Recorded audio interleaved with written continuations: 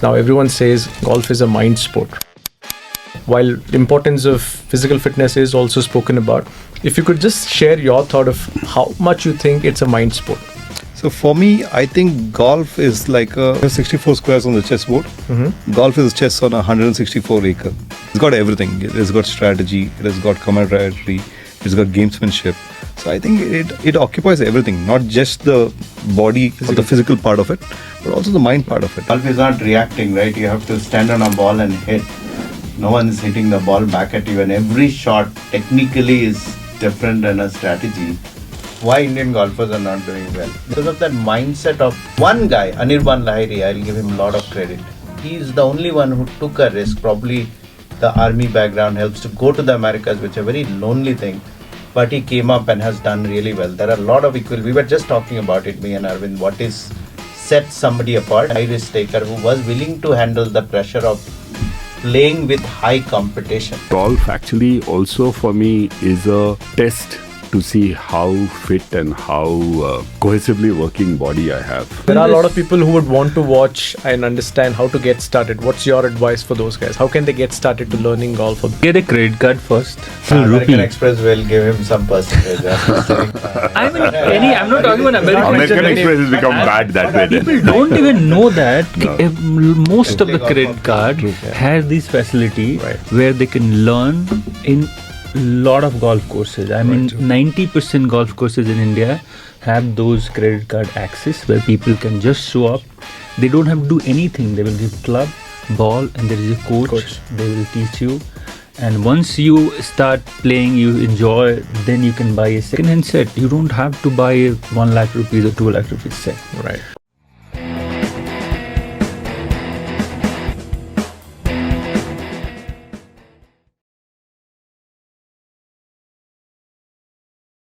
When did you start golfing and where does this journey begin from? So I started 2014, and how I started is quite funny story. Like we were playing basketball, and they had like set up all those trackmen. They wanted to promote golf, and they were saying, "Guys, come try this is sports." I had no clue about golf that time, and I hit some shot, and they gave me a trophy. You had like 296 yard carry distance on your driver, and you have the longest. The next day I just, okay, this is interesting, the sports, and at the same time I had started my business. So, but I picked up from there the new golf course in Kharghar. And people talk about you need to be a millionaire or a super rich to play this game, but I had very limited resource that time. I mean, I just started my business, but I managed to play and navigate through this, and it's been 10 years of this amazing journey. Great. Where? For me, it was not as romantic as him. No, nobody gave me a trophy on the day when I went over. And I did start golf a lot late in my life. That's why you don't get much of a trophy as well since that. Let's hope this conversation changes it.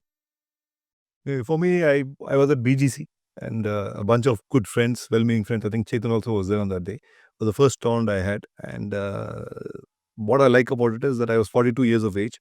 And there was this gentleman in the cart in front of us. He would go next to the ball, get down, hit the ball, and then quickly amble back onto the cart and then move to wherever the ball was next. So then I was getting a little bit frustrated about this thing, and I asked my caddy, who's that guy? He said it's some wing commander, some name. And that guy was 92 years of age. So for me, I think that was an eye-opener because I'm 42 and he's 92. So if everything is good and God is kind, I've got 50 years of this game. And that's kind of longevity that is not there with any other game. So for me, that was the thing. And it was pre-COVID that I started. COVID did not help. But passion has stuck. So I think that is how golf started for me. Awesome. Yeah, I think for me, the introduction happened. I lived in the US for a while, early in my career, worked for Goldman Sachs. And then there used to be near where I used to live, there was a golf driving range. And interestingly, very less in US, you call Indians desis. Desis were never into the golf range or anything. It was a very, like a white man sport at that point. So there was a barrier so it was intimidating. But one day I got curious, like what people are doing in this huge range or some lot of things. But I just went in. and really struggled to hit a ball. Tried few times, got a little hooked on with its very interesting kind of family fun happening in the range and all those things. But then I got thankfully transferred to India in an expat assignment, and our office was right next to KGA and EGL. So I used to sit and think, what is like a big golf course is there? And get a coach. Sridhar was the coach, and that's how I started. KGA was the real home for me, where golf really started in 2009. And it's a beautiful sport, as you know. Most of my friends, all these guys, yeah. I cannot think of a life without golf at this point. Awesome. I have a slightly different journey here. So I built a golf course before I started playing. So we have a resort in Coorg, and I used to go to Coorg because of my birding interest. The feathered variety, I would go and check the. There's lovely, flora fauna in Coorg. So I used to go there, and then I got an opportunity to be a part of a team which was setting up a resort there. It's called Kadkani. And one of the key promoter there, he was a very keen golfer, and he was very keen that we have to make a golf course here as well. And I had no clue of what the hell is he talking about. It sounded very nice, it was all green, and we are going to keep some stuff there happening. So I got involved in the project, used to go there very often, set up everything. Golf course was coming out nicely, nice manicured stuff and all. And then finally we had to inaugurate the property. And the inauguration happened at the golf course. And everybody was called that, come hit the ball. I was like, what the hell are you talking about? I am not going to come. So that was a bit of an eye-opener for me that, hey, listen, I should have taken time to understand what the hell is going to happen. And then there was a coach there itself that we had hired to get our guests initiated. And we initiated a lot of people there on golf. So he started telling me about golf. He got me initiated with the set that we had there. And again, the same thing. Means Arvind could hit that kind of a distance because of his height and general physique and, being interested in sports, similar kind of a thing. I used to play baddie tennis. So you have a knack. You have a way to kind of... I saw that it is worthwhile.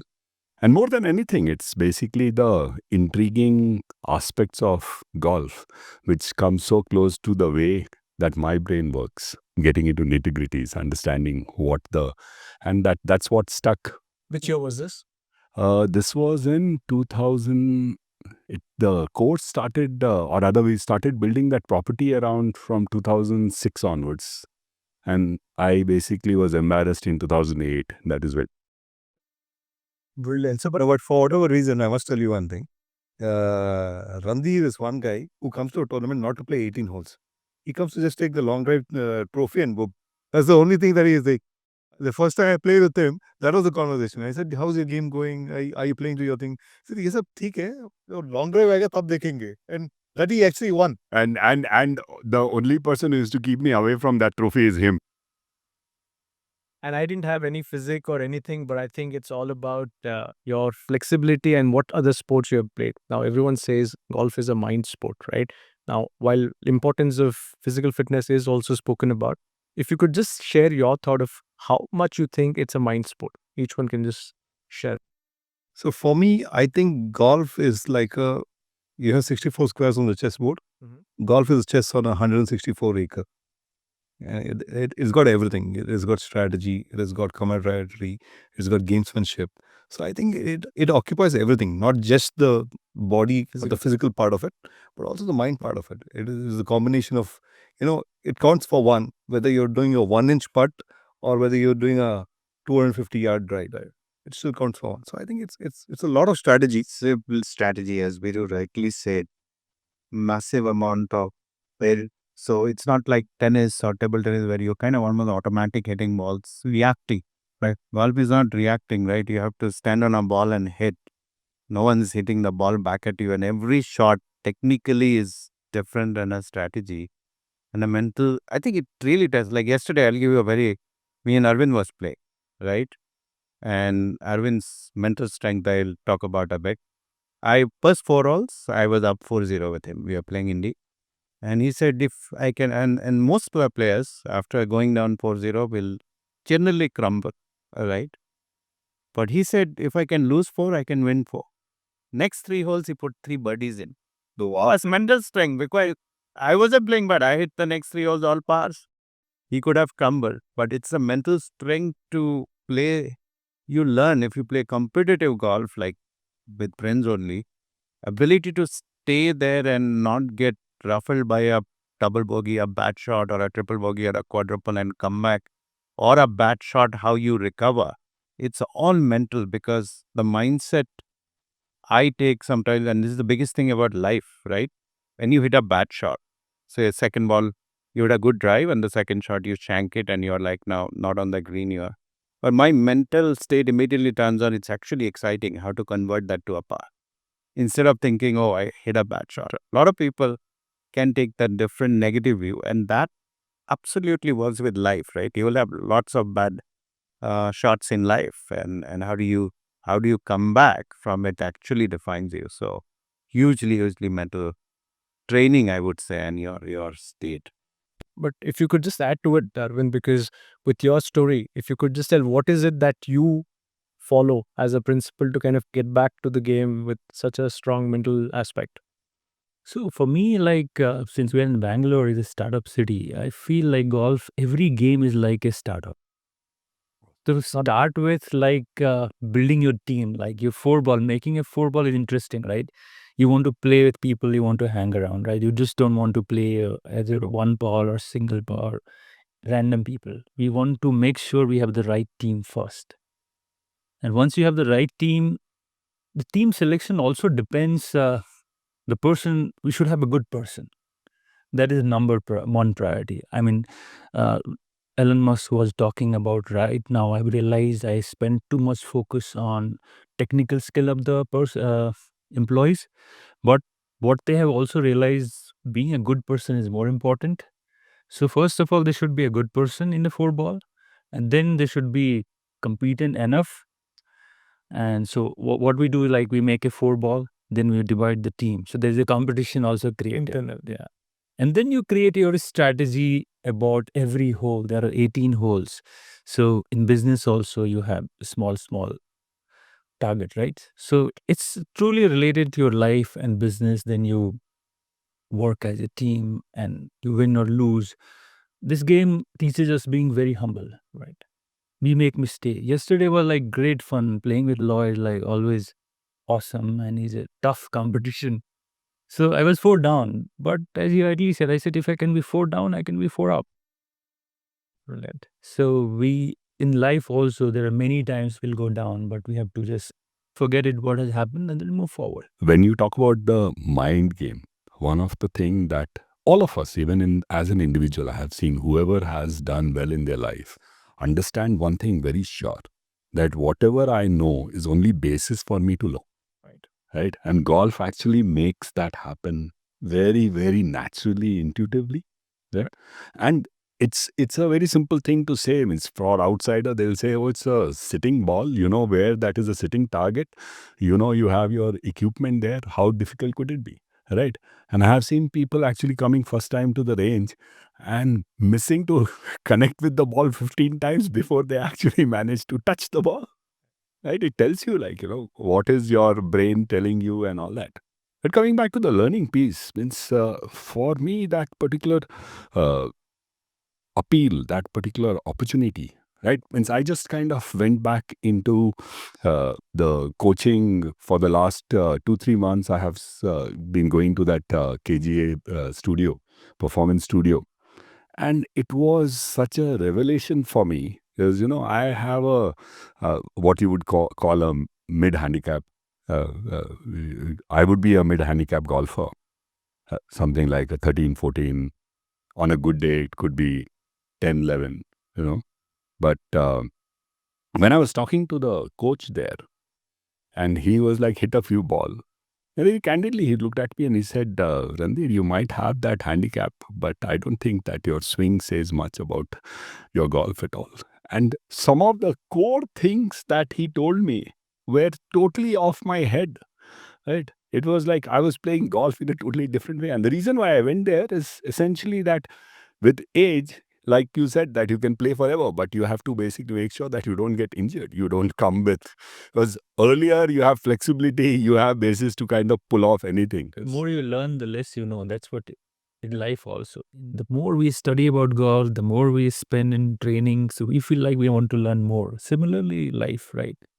So when we spend, like I spend good time on sometimes YouTube, sometimes taking lessons. Similarly, life also we have to keep upgrading ourselves, keep learning, keep improving.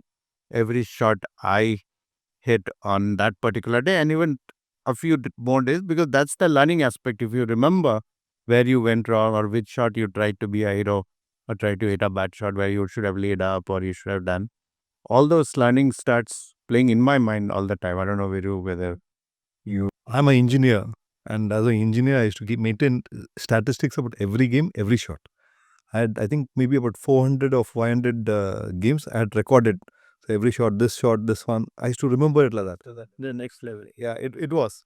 It did not help me because I just remembered too much. Every time I stood in front of the ball, data points. Every time I stood in front of the ball, I would say, okay, this ball has to go over the water and land on the. This is for the 376 shot that I Exactly. There you go. So it is to change my expectations. It's too technical. Yeah, it becomes too technical. But then I do enjoy reflecting back on the game. Yeah. Of course, I have tons of stories about how I was down once, 3 down in one of the match play situations. And on the 15th hole, I won, 16th hole, I won, 17th hole, I won, 18th hole, I won. So it was literally a foregone conclusion that I'm losing, but it turned around. The mental strength, like to win or what Arvind was doing. It's most of the players will crumble, but if you have the strength to say, one thing I always feel, my style of golf is I don't hit long and all, but my philosophy is just enjoy every shot. I don't really worry about what one hole went bad, right? Move on, hit the next shot well, and that one shot can bring you back to hit that one good shot, which is like, oh, I never realized I have the talent to hit that shot. And that happens. You're like done for the day. Like first hole golf shot, if I get a par, I said next 17 holes I get double bogeys. I'm okay. Or in KG, if I hit the green in say the 18th or the 7th, which is almost impossible for me. But if we get it that day, for me that matters. Like I have achieved, even that small part will shine. Yeah, and playing every hole and be happy about that hole at that point, that mindfulness, Randhir may relate to it more, is what keeps you going. Otherwise, I've seen people really lose it. Really lose it. One bad shot and throwing the putters and throwing everything, shouting at the caddy, it happens. But those guys are very smart. When they throw the putter, they throw it in dry land. They don't throw it into the water. I keep looking at the golf course. Maybe I'll find a putter or Competitive, over aggressive, different kind of competition or aggressiveness. Those players are also very good. I've seen like 2 handicappers throwing like Sashida Reddy from super guy outside the golf course. He's the nicest gentleman. Inside the golf course, he's just swearing. I said, what happens to you? Do you turn into a monster? He said, no, yaar, he's such a perfectionist on the golf course. So any bad shot, he only gives him galis. Like he doesn't tell anyone anything, but he'll talk about him and call himself everything, every swear words in Hindi. Hyderabadi guy shouting. I said, what's probably first time I played, I was like, he said, no, I'm such a perfectionist that I cannot hit a bad shot kind of mindset.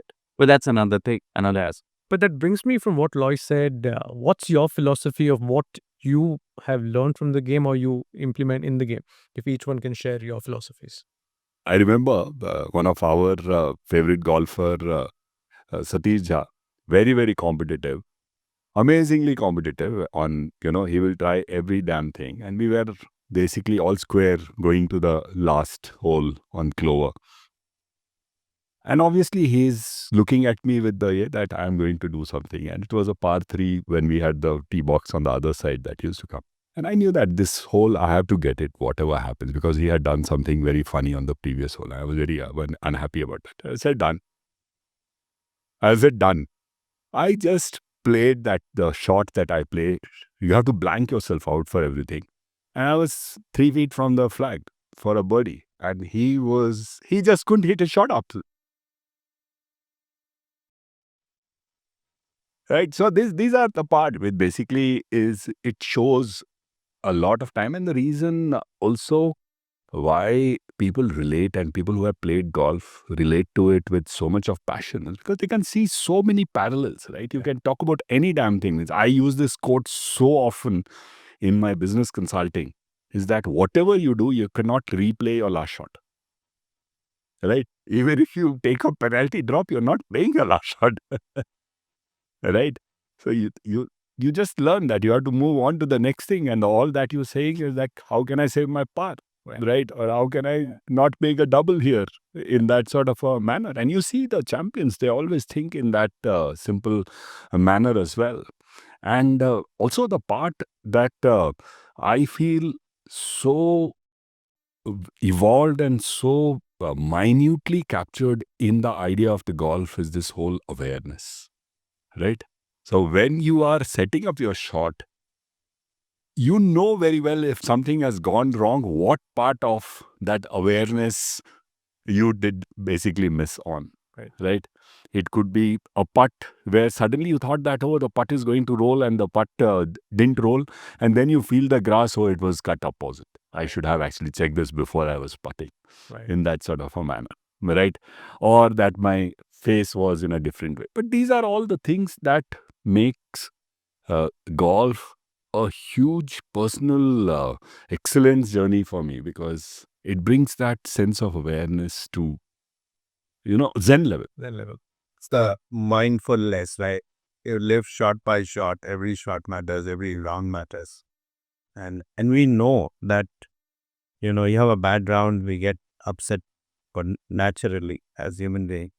But you also know that the next day's round can be great, and you look forward to that. That's why you kind of keep on going. It's like another round's coming, and I'll fix all the stuff I did fix. That doesn't happen, but you at least hoping. Hope is important.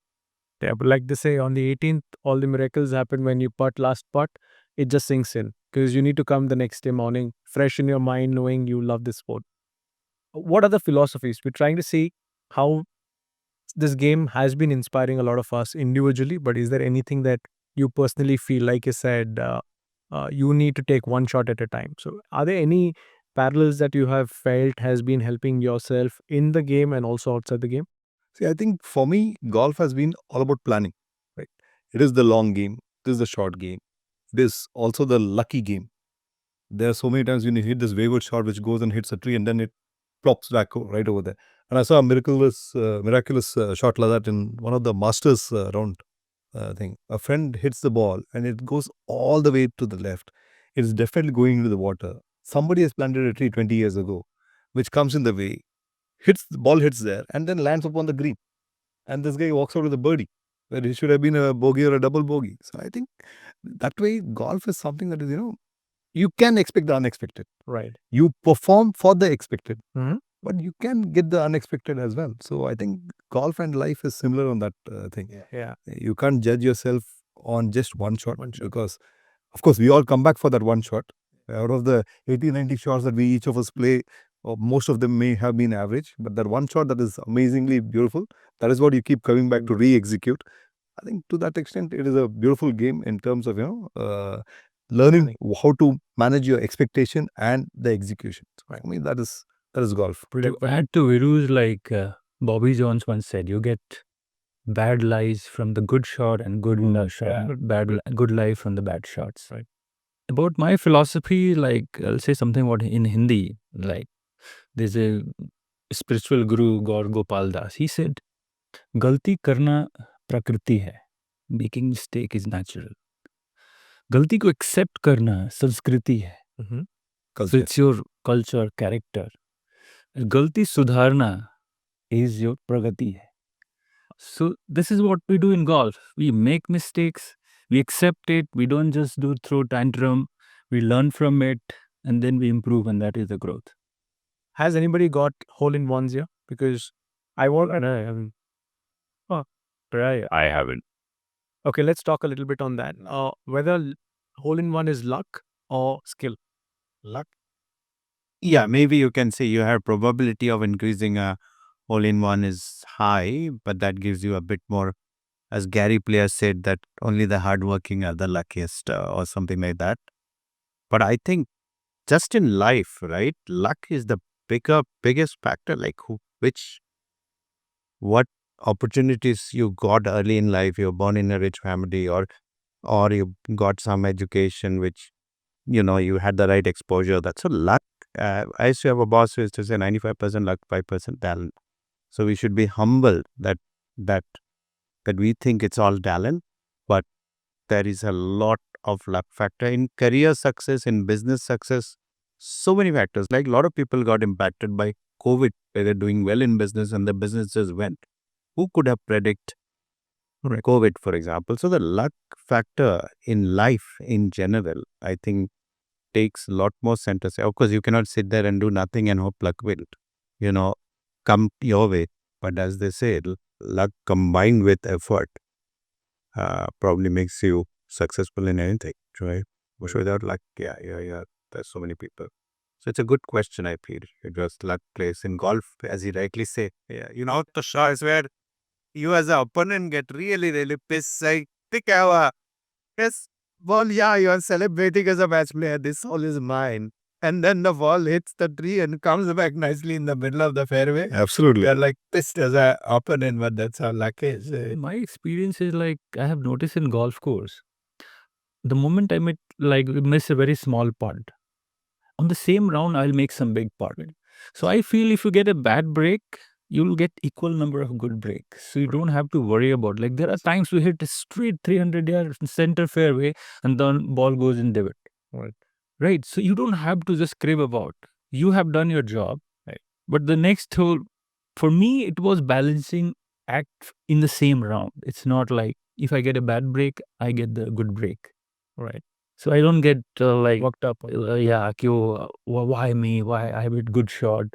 And in golfers, like I've noticed, like we crib about, oh, I missed this short putt. We never talk about like I made 10 big putts. So what we get is like we take it for granted. Okay, I deserve it. If we make small mistakes, we crib about, okay, I made all these mistakes in the game. Great learning curve for anybody who's watching it. Yeah. I think if it's a great shot, it's my talent. If it's a bad shot, it's all the caddy's fault. Correct. And the nature. I have seen the trees in KGA move.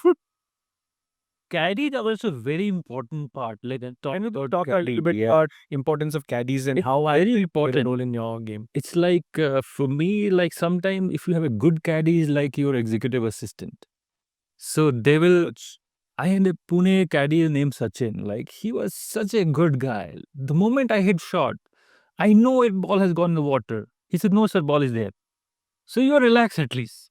So he will be always positive, right, about things, and then they help you with the line and They know your game. they know your game. They know the Sometimes they will golf ask you not to go for it. You have to lay up because we try to almost on par 5. We always want to be 2 on. So sometimes they say, no, just take the layup club. So it's very important to have a good caddy in our golfing journey. Yeah. And And we also see the character of player, how they behave with their caddy. That is another part. So you can get to know from the person like how he will behave with his employee, the way they behave with their caddy. So that is also very important point here. So caddies also make a lot of money. Yeah? I was told that Scotty Scheffler has done so well this year. His caddy has made more than the second best player. At one time, he had earned more than McIlroy. Rory. Yeah. He- McIlroy. Yeah, so And talking about luck and talking about Rory, I think is always the givens. from Zambi. it's a very interesting parallel that, one can bring from any of the, even the new age technology, Gen AI. The kind of response that you will get from, let's say, a chat GPT is on the power of the question that you ask, right? In the same sort of a manner, a caddy has spent, multiples of time that you have spent on the course, right? He is emotionally not, involved in the shot because obviously he's an outsider, but he learns, he understands your limitations and at a very general level as well.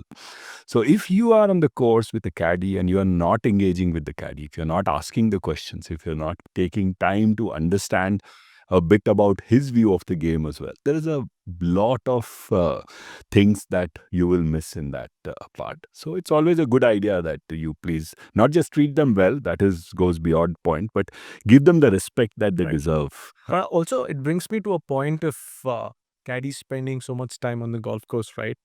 I think it's a very important point that I want to kind of emphasize because eventually I think winning is very important in life, but handling failures is something that most people have failed to teach in schools and colleges as well. Because I think one of the best advice I remember I got promoted in my job in Goldman Sachs as a managing director, a huge thing. And I was thinking I'm like the coolest guy in the planet. At that point, you're on a high.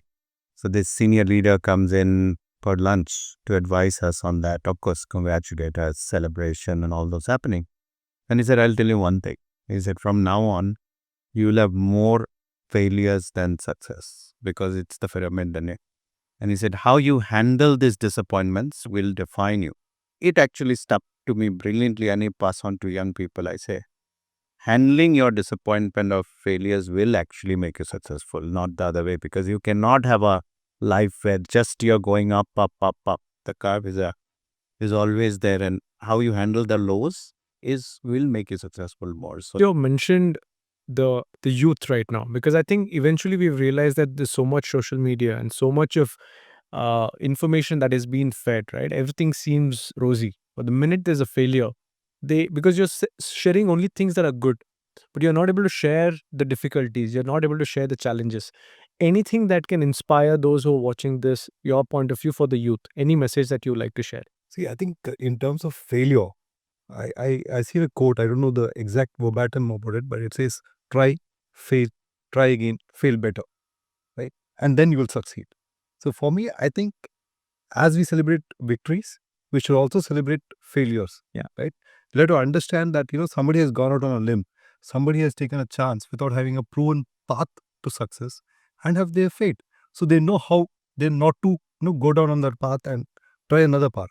Like I think Thomas Alva Edison had had a fire in his lab, and a lot of things were burning. And he was just standing outside and he's looking at it and smiling.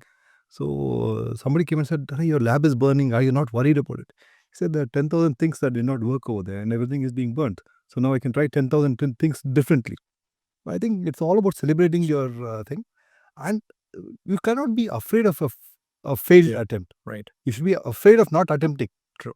But a failed attempt is another way of reaching success. I think that is the kind of mindset that people have to take. Whether you're a 18-year-old guy or a 88-year-old guy, it doesn't matter. Everybody's trying something or the other. Be okay to fail is the expectation. I think it's a brilliant word. I think what he used a sentence now is celebrate your failure. It's people will say it's a little counterintuitive, but it is, because its ability to take risks, right, for the youth of especially this country, I will say huge opportunity. India is going through, but if you play the safe game all through and just want success because you're playing the safe game all through, you should be toughening up, way through learning through sports or learning through life. Take a bit of risk. Right. When you take a bit of risk, you will learn much more, or take significant risk like this gentleman in here has taken. Their entrepreneurs, which I think India needs more entrepreneurs. And entrepreneurs doesn't mean that everyone has to start the business, but that mindset. Yeah. Right. We have the GCCs in India. We celebrate a lot, and I'm a GCC leader. And I keep on saying, I don't want to, it's a great success story, but you don't get such comfortable, right? Already GCCs are $60 billion. What India needs, $60 billion is nothing. It's a 1/4 of Apple's revenue. Create an Apple. Next big thing should happen. So we need the youth to think bigger, learn from failures, take risks, and not get comfortable. That's my message. Amazing. Arvind? About sports, I just want to highlight some points. Like this is recently we had a ANY case, like people are really stressed out and employees. So we don't have the sporting culture in our country. So we have to inculcate that culture. That is very important. There was a study shown recently, I read on LinkedIn, 91% women's leader, they play some of the sports. That's very eye-opening. I mean, if you play sports, you can be a better leader. And mental health is really, really becoming challenging these days. So people are saying you do meditations. So, and it's difficult to meditate, right? If you do 10 minutes, 15 minutes, people say 15 minutes is maximum. And we meditate as a golfer for 5 hours. From the first tee to 18th green, we don't care what is happening in the world. Right? So we are in meditation zone for 5 hours. Brilliant point. Amazing. Total exertion. Absolutely. So similarly, all the sports, either we play TT or badminton or anything, your focus is there. Right? So the sports teaches us, I mean, Way of life. Yeah. yes, absolutely. The other beautiful thing about golf is that golf is about people, right? It's like Loy opened with the idea that don't come to the golf course to make network, right? Come to play the sport, come to enjoy the sport, come to enjoy everybody's success and failure. And the golf will then adopt you and give you all the things that you've heard that, it's also a self-selection of a sort, right? If you are not a certain kind of person, you will not enjoy the sport, right? And which is perfectly fine. You need everybody to make a world, and there are so many other sports, there are so many other passions that people can follow. But as a person who has been in golf, who have gone through these experiences, and for a person who who haven't tried or who is basically thinking about that, I will tell a couple of things. So one is that approach any golfer. If he is a true, passionate, happy golfer, it will be worth, You'd love to help. right? Worth your time. Yeah. And they are as open as possible. This is also a sport where you play your game, I play my game. So it's not like tennis. If I don't get a good person, I won't even be able to knock with that person in that sense, right? So it doesn't matter if somebody says I am a 30 plus handicapper. That's why we have a handicap. Then our beauty of this game is like the handicap makes every player equal. Yeah, I think Genuine handicap. we'll get into this handicap discussion today because there's when we search on Google, right? Handicap is the most talked about topic in golf. Right. So we will eventually want to kind of get a little bit context to it.